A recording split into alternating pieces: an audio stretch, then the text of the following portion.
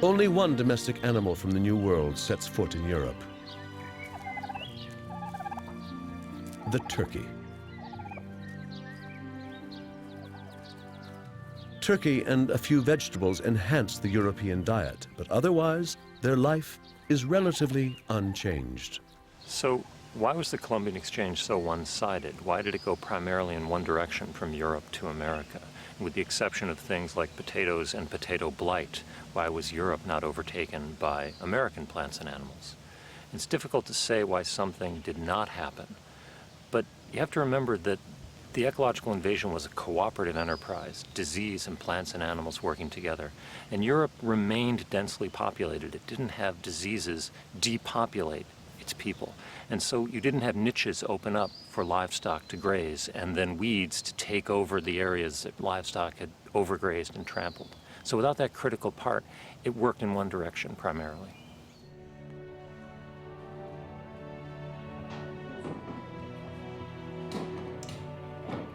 The European elite want more than just turkeys and potatoes from the New World. They want luxury products.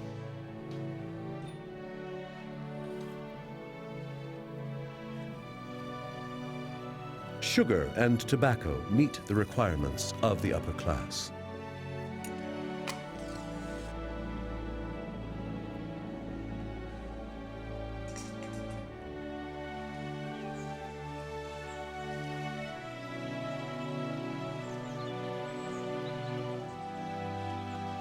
The first British settlers quickly acquire a taste for American tobacco and export large shipments to Europe.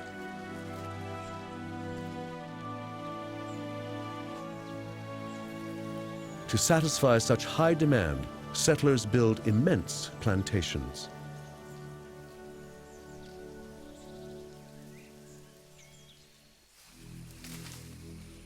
Growing sugar becomes a business on the same scale as tobacco. The new monocultures cover entire landscapes.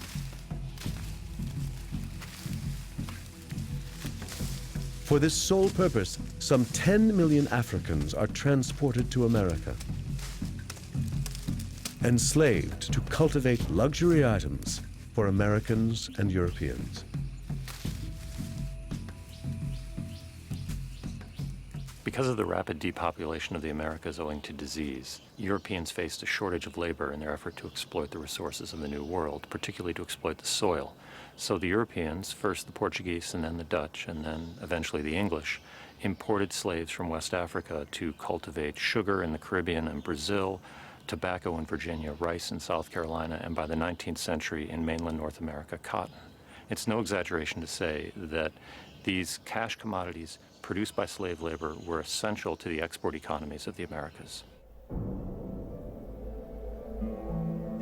By the 18th century, the metamorphosis of much of America is complete.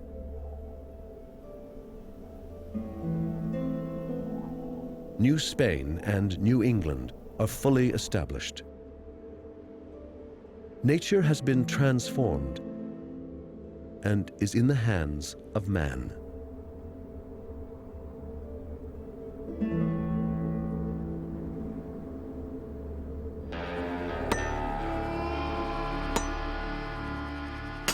Now pioneers are heading west.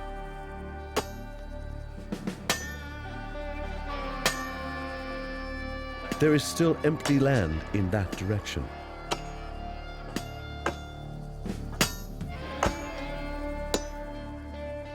They will complete what was begun in the east.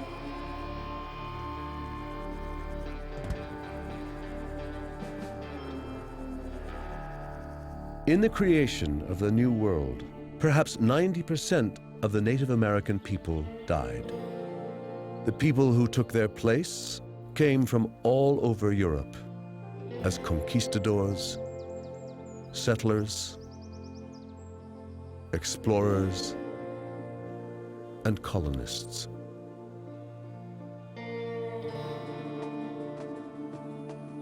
And they came from Africa as slaves. But it was the transfer of animals and plants from Europe to the Americas that really made the creation of the New World possible.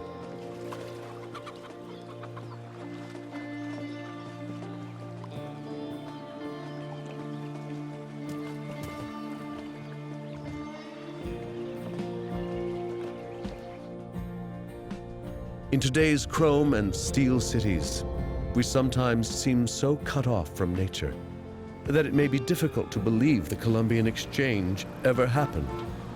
But in the final analysis, the skyscrapers and the melting pot of the races owe their existence not only to humans, but also to the natural world. People came to the Americas for many reasons. Some came to make money, some came for religious freedom, some came involuntarily as slaves. But those populations took hold in the Americas because of the accident of ecology, because of the microbes, the plants, the animals that they brought with them that gave them an advantage over the people who were already here. And the legacy of the Columbian Exchange is also still largely biological. And that legacy will continue into the future.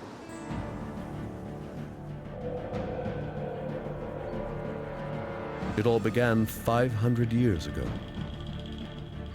Columbus had a vision. And 3 ships set out in a quest for India and found the New World.